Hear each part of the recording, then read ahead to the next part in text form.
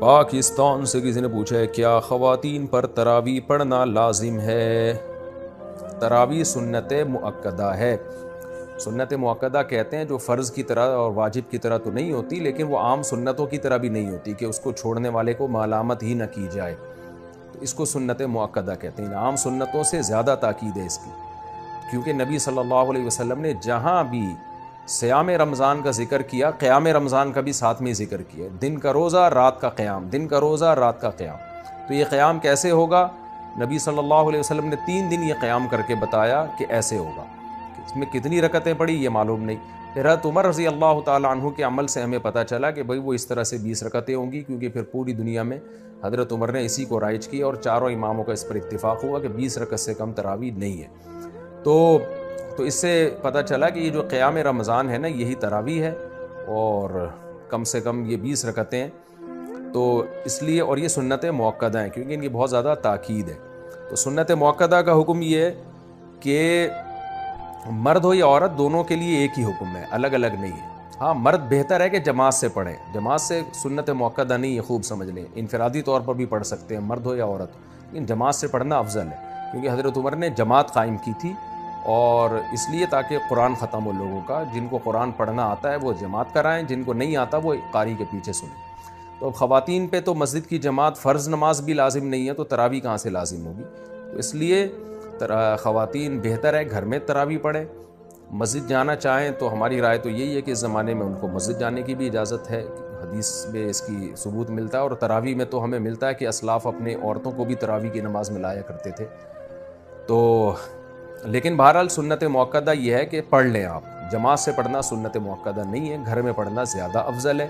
تو آپ گھر میں تراویح پڑھیں، 20 رکعت پڑھیں، اور سنت مؤکدہ کا حکم یہ ہے کہ کبھی کبھار چھوٹ جائے تو انشاءاللہ گناہ نہیں، کوئی حرج نہیں ہو، اس میں کوئی گناہ نہیں ملے گا، اور اگر کسی عذر سے چھوڑ دیں تو ویسے ہی کوئی حرج نہیں ہے، کیونکہ فرض واجب بہرحال نہیں۔ تو بہت زیادہ تھکاوٹ ہو تو چھوڑی جا سکتی ہے، اور کبھی تھکاوٹ نہ بھی ہو تو کبھی ویسے ہی بھی چھوڑی جا سکتی ہے، لیکن کنٹینیو چھوڑنے کی عادت نہ بنائیں۔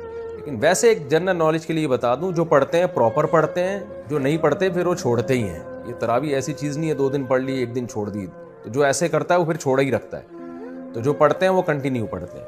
تو نبی صلی اللہ علیہ وسلم نے جب بہت زیادہ تراویح کی فضیلت بیان کی ہے، قیام رمضان کی فضیلت بیان کی ہے، جس کو بعد میں اسلاف نے نام تراویح کا دیا، تو آپ کو چاہیے کہ اس سے قطر ادر کہ یہ سنت مؤکدہ ہے یا غیر مؤکدہ، آپ یہ فضیلت حاصل کریں، کیونکہ شاعر نے کہا ہے تمتع من شمیم عرار نجد فما بعد العشیۃ من عراری، کہ ایک خوشبو ہوتی ہے جیسے رات کی رانی کی خوشبو، یہ رات کے بعد ختم ہو جائے گی۔ تو تراویح کی فضیلت بھی رمضان کے بعد ختم۔ تو اس بحث میں پڑھے بغیر کہ سنت مؤکدہ ہے یا غیر مؤکدہ ہے، واجب ہے یا نہیں، اس بحث میں پڑھے بغیر آپ کنٹینیو پڑھ لیں، کیونکہ ثواب بہت ہے اس کا، اور یہ عید کا چاند نظر آتے ہی آپ کے پاس یہ آپشن ختم ہو جائے گا۔ لیکن حکم یہی ہے کہ سنت مؤکدہ ہے۔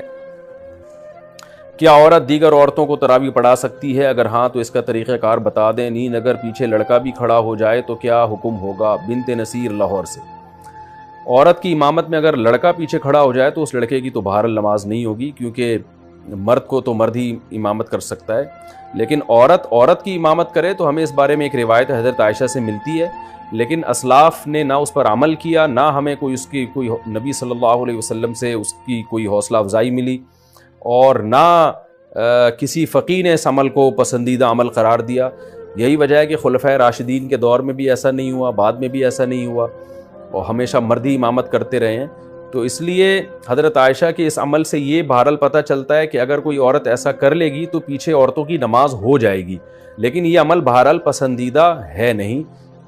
دیگر احادیث کو بھی اگر ہم سامنے رکھ کے دیکھتے ہیں، کہیں بھی ایسا نہیں ملتا نا کہ نبی صلی اللہ علیہ وسلم نے جماعت عورتوں کی کروائی ہو اس طرح سے کہ عورت کو حکم دیا۔ مثال کے طور پر آپ صلی اللہ علیہ وسلم کی جماعت مسجد سے نکل جاتی تھی، تو آپ گھر میں آگے امہات کو اپنے پیچھے کھڑا کر کے خود نماز پڑھاتے تھے۔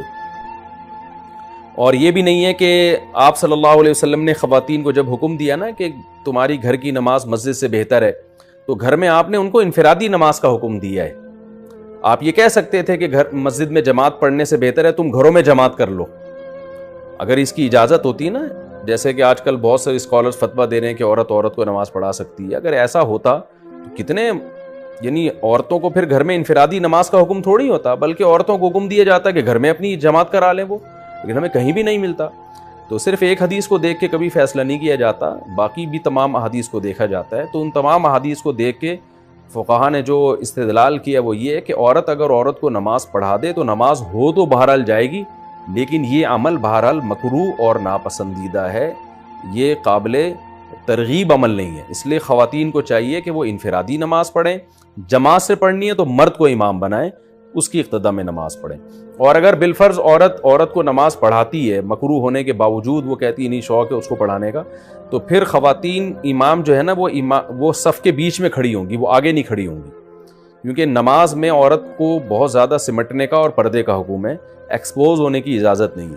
تو اس میں پھر یہ ہے کہ وہ خواتین، جیسے حضرت عائشہ کے بارے میں یہی ہے نا کہ خواتین کے بیچ میں بیچ میں تھیں وہ، تو پھر آگے جانے کے بجائے جہاں صف ہے اسی کے بیچ میں وہ عورت کھڑی ہو کے نماز پڑھائے گی. مسجد قریب ہوتے ہوئے گھر میں تراویح کا اہتمام کرنا. اگر مسجد قریب ہو تو گھر میں تراویح پڑھنے کا اہتمام کرنا کیسا ہے؟ اعجاز انصاری انڈیا سے. دیکھیں، تراویح کی جماعت مسجد میں لازم نہیں ہے، سنت مؤکدہ علی الکفایہ ہے کہ پورے محلے میں ایک جماعت بھی ہو تو سب سے سنت مؤکدہ ساقط ہو جاتی ہے. البتہ تراویح پڑھنا سنت مؤکدہ ہے، یعنی اگر آپ جماعت سے نہیں بھی پڑھتے تو انفرادی طور پہ پڑھیں. باقی آپ نے کہا مسجد قریب میں ہے، تو مسجد اگر قریب میں ہے تو بہتر تو یہی ہے کہ مسجد میں تراویح پڑھیں، کیونکہ اس کا ثواب زیادہ ہے. لیکن اگر کوئی مسجد میں نہیں پڑھتا، گھر میں بھی جماعت کر لیتا ہے تو بھی جائز ہے. باقی یہ کہ مسجد میں پڑھنا زیادہ بہتر کیوں ہے، وجہ اس کی ہے کہ حضرت عمر رضی اللہ تعالیٰ عنہ نے مسجد میں تمام جو مختلف جماعتیں تھیں ان کو ایک امام پہ جمع کیا، اور صحابہ نے اس عمل کو بہت پسند کیا. اور حضرت علی رضی اللہ تعالیٰ عنہ فرمایا کرتے تھے کہ اللہ عمر پہ رحم کرے، انہوں نے ہماری مسجدوں کو ایک رونق بخشی ہے. تو تراویح جو ہے یہ مسجد کی رونق ہے، تو اگر سب لوگ اپنے گھروں میں پڑھنا شروع کر دیں گے تو مسجد میں رونق ختم ہو جائے گی. تو اس لیے افضل یہی ہے کہ مسجد میں آپ جماعت سے جا کے تراویح کی نماز پڑھیں تاکہ مسجد کی ایک رونق بحال ہو. ہاں، حضرت عمر گھر میں پڑھا کرتے تھے، اس کی وجہ یہ تھی کہ آپ خود حافظ قرآن تھے. تو جو خود قرآن پڑھنا جانتا ہو، حافظ ہو، تو اس کے لیے بہتر یہی ہے کہ وہ خود سے پڑھے، تلاوت کرے اور گھر میں نماز پڑھے پھر وہ، تاکہ اس کا قرآن مکمل ہو، قرآن کا دور ہو جائے. لیکن جو غیر حافظ ہیں ان کے لیے افضل یہی ہے کہ مسجد میں جماعت سے نماز پڑھیں. مسجد میں نہیں پڑھتے، گھر میں کسی کی پیچھے نماز پڑھ لیتے ہیں تراویح کی تو بھی جائز ہے. البتہ یہاں ایک بات خوب اچھی طرح سمجھ لیں، آج کل یہ ہونے لگا ہے کہ تراویح کی جماعت مختلف جگہوں پہ قائم ہوتی ہے تو فرض نماز بھی وہیں پڑھ رہے ہوتے ہیں. یہ بالکل ٹھیک نہیں ہے.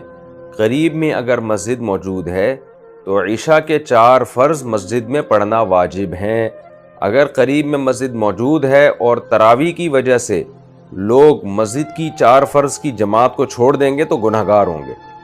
تو اس لیے مسجد کی جماعت فرض نماز بہرحال مسجد میں پڑھنا واجب ہے اگر قریب میں کوئی مسجد موجود ہے.